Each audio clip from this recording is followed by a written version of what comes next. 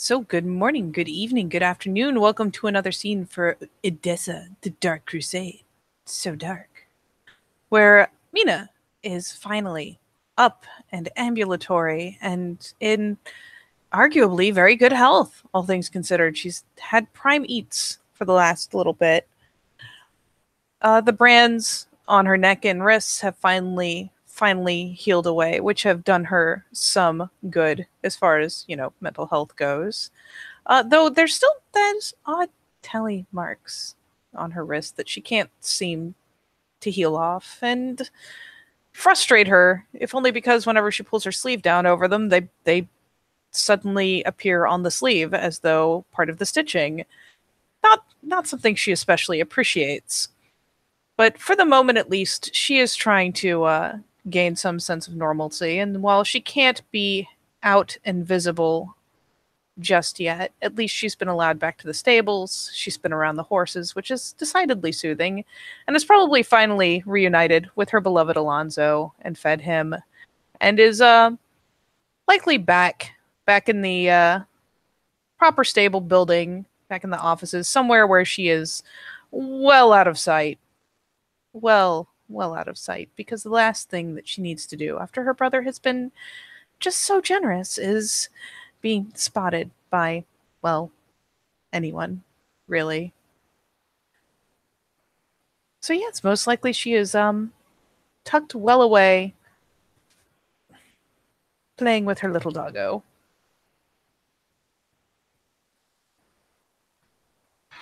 Garnet is doing what he always does, tending to the horses, walking around, maintaining his pride and joy.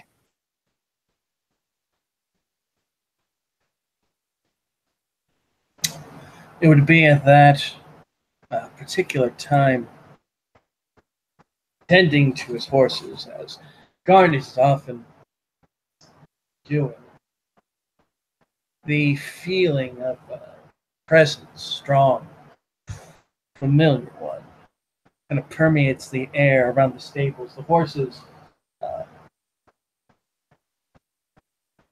buttering and making a bit more of a fuss than they usually do, as the figure imposing Apollo is present. Once Garnet sees Apollo, who presents a smile and a nod of head. Apollo? Seems your stables are well kept.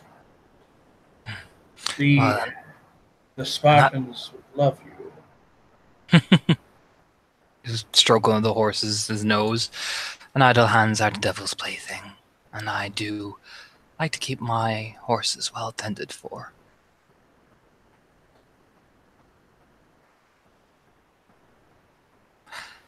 I'm assuming you're here to see my sister. And you, but it is much better to discuss it away from prying ears.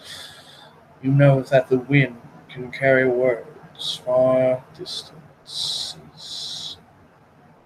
You incline his head, of course. We'll head out to the private room. Nobody bothers us there. As he'll turn, looking, seeing Mina, will just incline his head to follow as he begins to walk into the actual stable manor. And we'll kind of let Apollo in and let Mina in and close the door.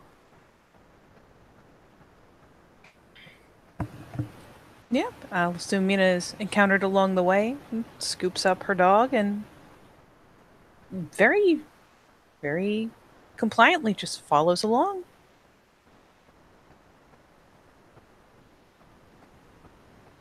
Apollo does not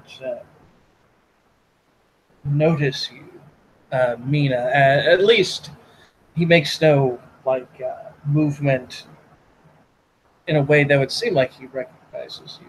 It's more like he's kind of looking beyond the two of you as you enter into Garnet's private room. On sitting on whatever seats or what have you that Garnet has prepared within it, the imposing figure of Apollo begins to speak. Garnet, as I promised you, I have put in your name for the role of Harpy within the new princedom of the Ventru. Kind of smile and nod his head. Wonderful. And I am working to find us a far more satisfactory domain. But that is inconsequential. For now, at least. Know that your efforts are rewarded, Garnet. Hmm. For you have now title and your sister in tow. I live to serve the clan as always. My permission. She'll look over at Mina with a smile and ruffle her hair. And yeah, Mina is still just kind of a very passive presence, not her usual hyperactive, energetic self per se, just standing fairly docile over by Garnet. Still has Alonzo scooped up in her arms, distracting herself with scratching between his ears.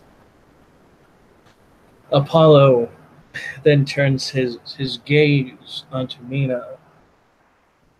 Child, the efforts that the clan went through to save you from yourself is quite apparent. I feel no need to awash you with such knowledge again. However, there is one that must be addressed. Tell me, when did you see him?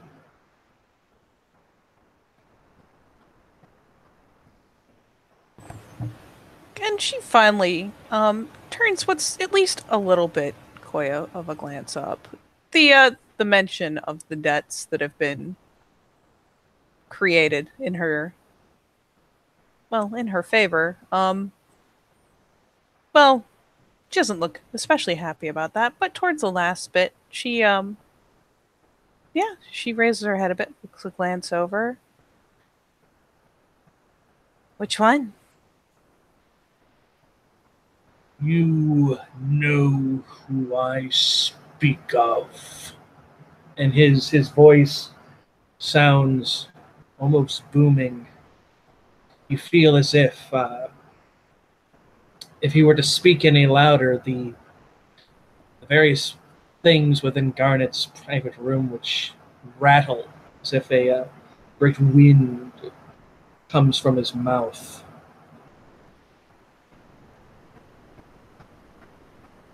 And she does duck her head a bit. Um, Finally taking a moment to set Alonzo at her feet.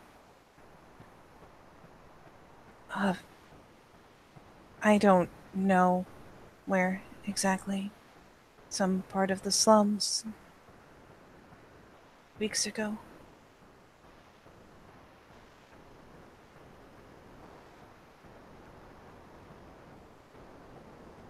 What did he speak to you of? Do not lie to me, child. You will tell me everything.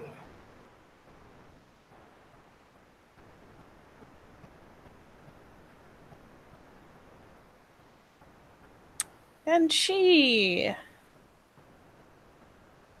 takes a moment, weighing, processing, perhaps even trying to pull up and remember, because a number of things have befallen her before, during, and since that particular encounter.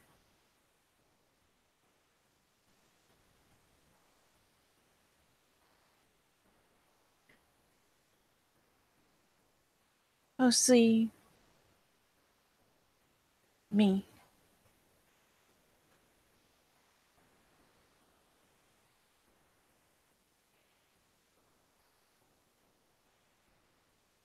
He talked about me.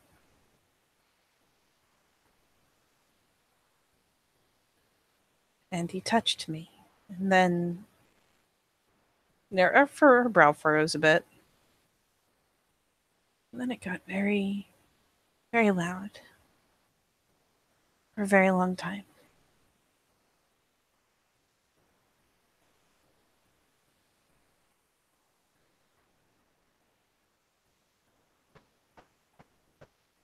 He showed me memories that I didn't know were mine.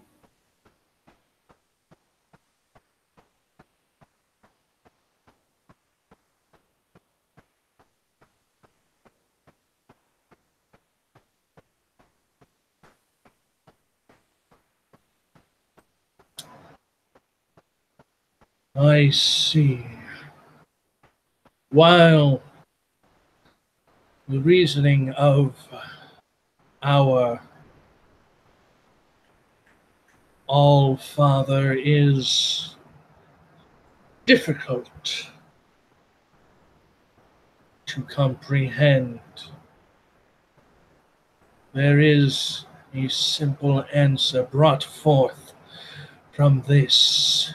Your mind is split. Two souls, one locked away deep inside, the other fake, yet integral to the being before me. It would seem Malkav wishes, no, does not wish, commands it, wills it. He wills that your two halves must become whole again.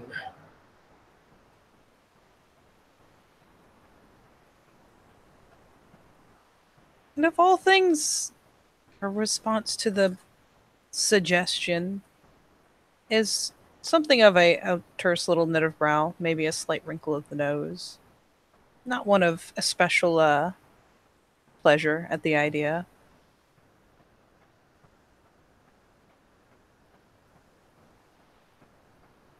Tell me, child,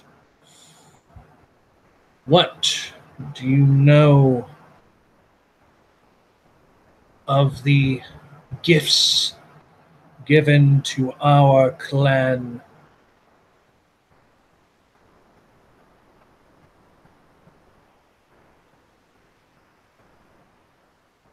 I know that they make us broken. I know that they make us beautiful.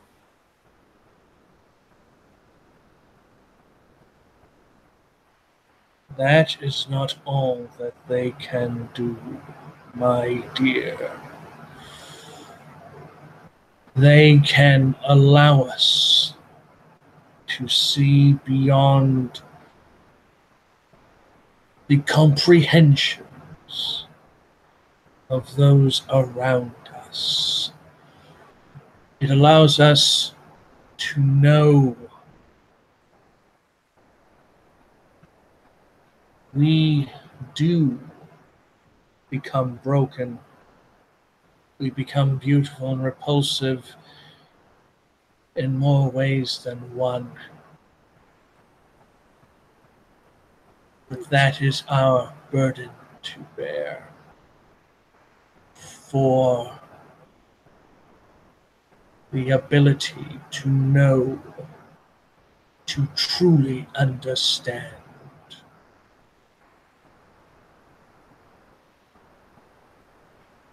He may well catch her kind of shaking her head a bit, not in a forceful kind of refuting his words kind of way, just as if something doesn't line up. And she just kind of quietly says simply, I don't see yet. I just hear. Not That old enough to see. Not yet. That is where I come in. My dear, the only way that your two halves can become whole again is that I must push you. I must push you to the very brink, the precipice, long and dark, holes endless. You must be tossed into it. Sacrifice yourself to this knowledge, and you will see as I see things, and you will grow strong. You will grow powerful and wise. There will be none who will ever hurt you again. You'll note a rousing bit of tension, a certain stiffness of posture. Perhaps she's even gone so far as to kind of cross her arms in front of her body, grasping each at the opposite elbow.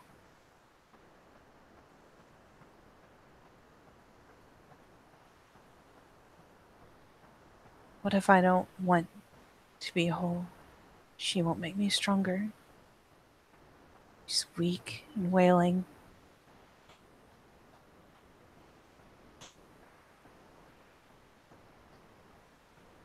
If you do not become whole, if you do not uncover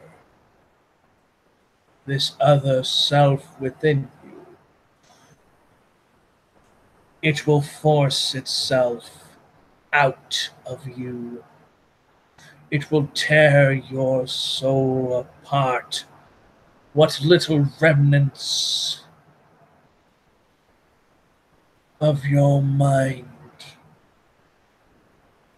will truly and completely shatter. And it will be a mercy to destroy you.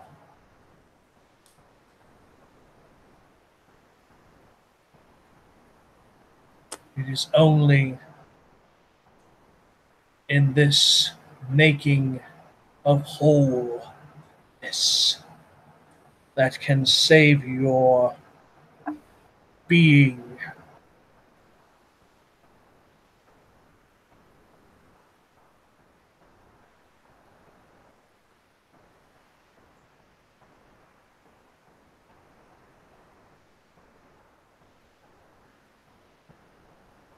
She seems no less comforted, or no more comforted than He's she was not- previously. He's not here to comfort you. Yeah.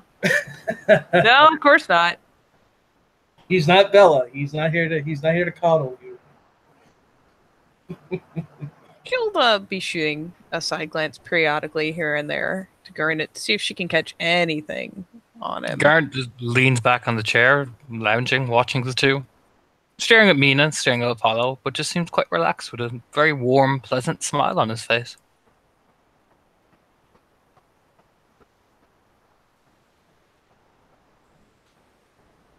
No, fair.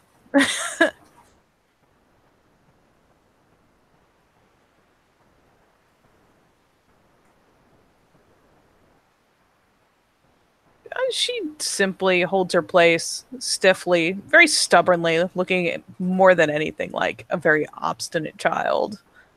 Though she does at some point glance down to the dog and command him out of the room. And again, looking to Apollo, just it's flat out the I don't want to face, for lack of a better term. Mina, What did we talk about when you said that you had to push for things and discover yourself?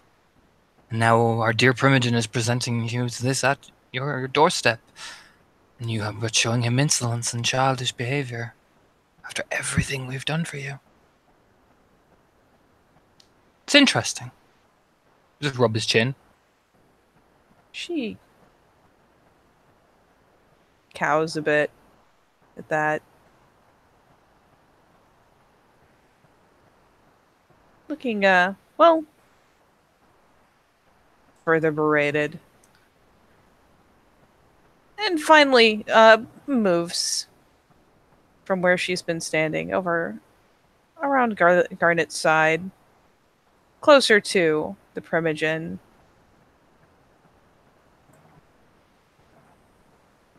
Easing up to where she's in easy reach, and finally,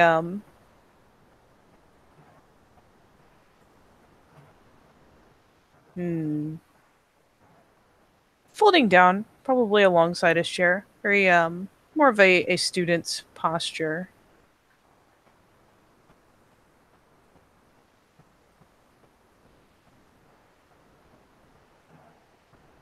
If it is as you say, then I apologize.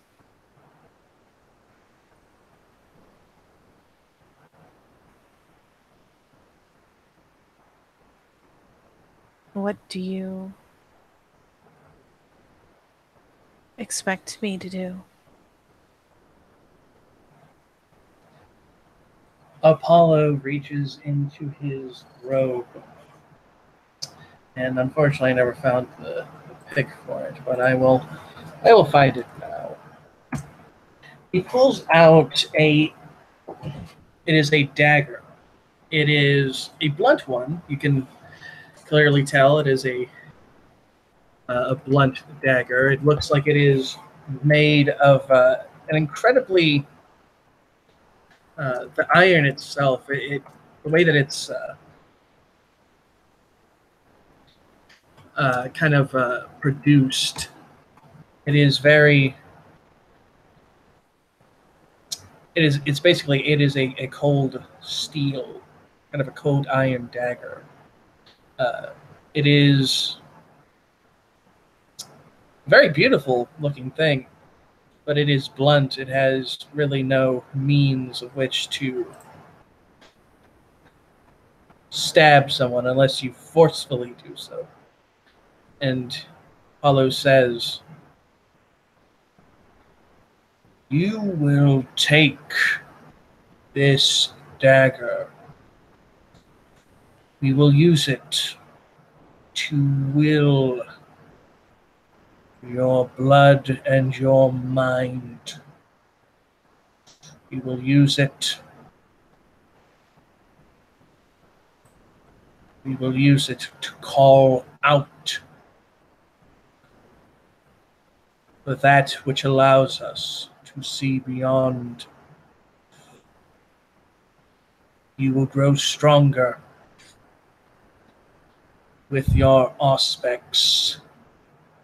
You will see and you will understand. I have felt from you, child. You have sought the gifts that allow you to mask yourself, to hide yourself.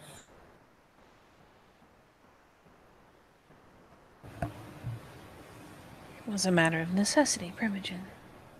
No, it was not. That is not why you use it. You use it because the other half of you fights the being I see before me. That is why you rely upon it. To disguise yourself is simple. A task unworthy of a Malkavian. The other half is what forces you to do so. Okay, I got the dagger. I will post it in the little. I'll post it on my mannequin as he again looks at you, imposing, as if he is a Greek god, judging you so harshly. I am going to set the scene. Name it something stupid because I can in the thing. Because I need to roll to not sass off the Primogen. Oh boy. It's a terrible idea, but feels fucking ways.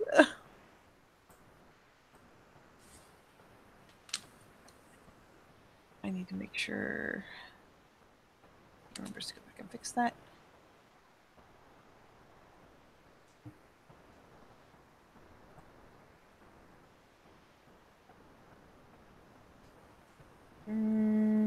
Yeah, so her current willpower is down to that. Really there we go. cool There we go. That is your blade, Mina. Look how pretty that is. So shiny. Oh, there we. Oh, Jesus! She aces it. Thank fucking God. Yes, because I don't think you want to be stabbed with an incredibly blunt weapon. I mean, not necessarily, but she's like, but facts though. No, she bites her tongue. She bites the fuck out of her tongue. Does she draw blood? I mean, she might. She hates being accused of things that she can actually explain. She does all sorts of things she can be righteously accused of, but come on. It's very possible. Maybe just a tad. Yes, a little bit. Nothing too. Yeah, she's not doing something gratuitously harmful to herself. She's just like, nope, not gonna say it. I'm gonna be good. Not gonna say it. Gonna be good. It is far better that you learn this from me, my dear.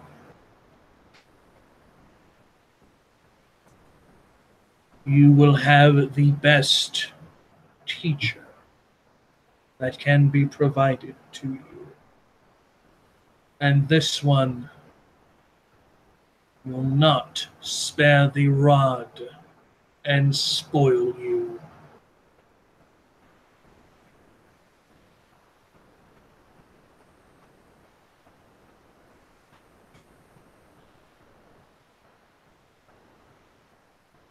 And again, it's there's a moment of processing, digesting, and finally, just ever so politely, you humble me, Primogen. I could ask for no better teacher.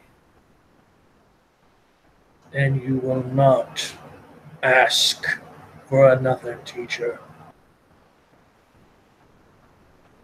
And he then turns to Garnet. Garnet, you will assist in this endeavor.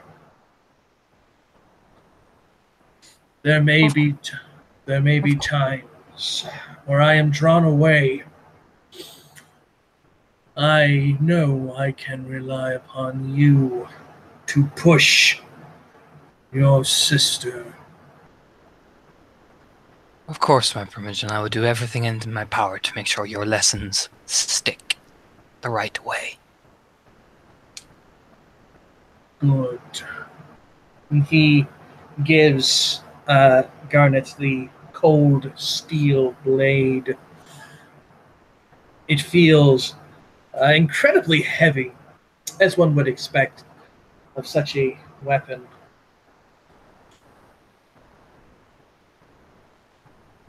When you... Oh, please. Oh yeah, he just takes it, very carefully. Mina, you will hold this blade as you learn your lesson. You will focus upon it. You will not abandon it. You will use it only for your lessons. It will become an extension of yourself. It will become like a fetish, a holy relic with which you will use to commune. And you will be blessed. You will be blessed as the lessons grow. So will your potential, and no longer will you be a petulant child who has been underfoot, who has brought shame to herself and to her clan, her family. She will become a shining star. She will be one that others will crawl to for seeking guidance. She will move and manipulate. You will become worthy of your blood. Even if it must be taken drip by drip.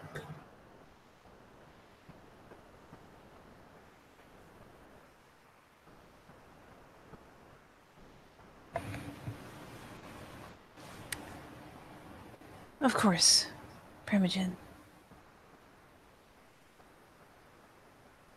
As you say, so it will surely be.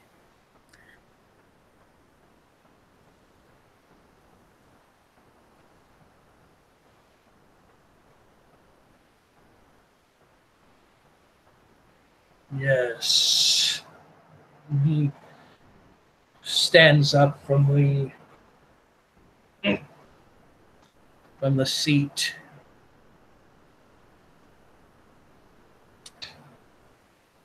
He places a hand on Mina's shoulder. It is not a comforting one. It is not a comforting one at all. It is very heavy. As if he is basically telling you, yeah, that weight on your shoulder you have, guess what? I'm making it larger for you. You're welcome, by the way. But I know you can bear it. It's that kind of shoulder pat, I guess. Just that heavy thump thump. Sucks to be you. Yes, it sucks to be you, but it is only through such heavy trials that you can succeed. And he goes, I must go. The wind is stirring, and I must see the god of the moon, she in her splendor,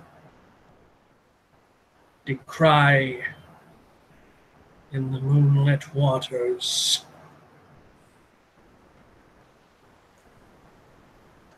And he, again, like a Greek statue, takes very heavy steps and leaves the room.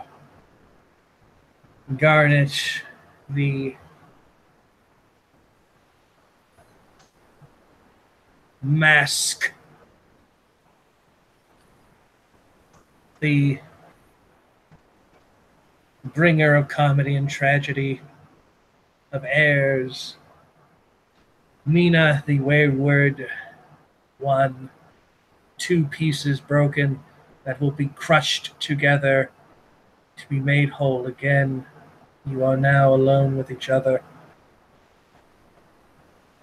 I wonder what you think of this whole ordeal. At the very least, Mina will wait until the hand has left her shoulder, until the primogen has moved out of the room, until his footsteps have faded, and then finally turns a glance again up to her brother. He sits there, pouring himself a glass of wine and takes a sip from it, looking over at Mina. He quickly gets herself up off the ground, dusting herself in every evidence of annoyance. Remember what I told you.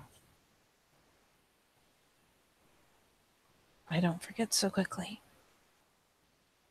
Good. Then don't act like such a petulant child.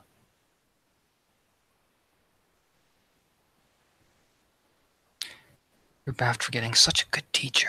He'll stand up and drain his goblet and walk and pat her on the shoulder. When all the fun is just about to begin, it'll be a shame if a little thing should spoil it. You keep walking with a smile outside to his horses, whistling. She finally sinks from being keenly annoyed, especially as Garnet comes past, as he approaches and especially as he reaches out to pat her shoulder. It just kind of sublimates into something of a sulk, really. And she'll let him move out ahead of her, not protesting. She's not crazy, not that crazy. She will, again, let him move on out before, perhaps kind of spitefully, even as she does so, activating both the first and second level of her obfuscate, and finally moving to slide out the cracked door herself, so that she needn't risk her brother's reputation by being seen. I suppose with that, we'll go ahead and close it down.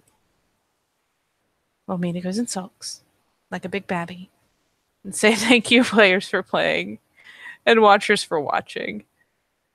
Because there ain't no party like a mouth party.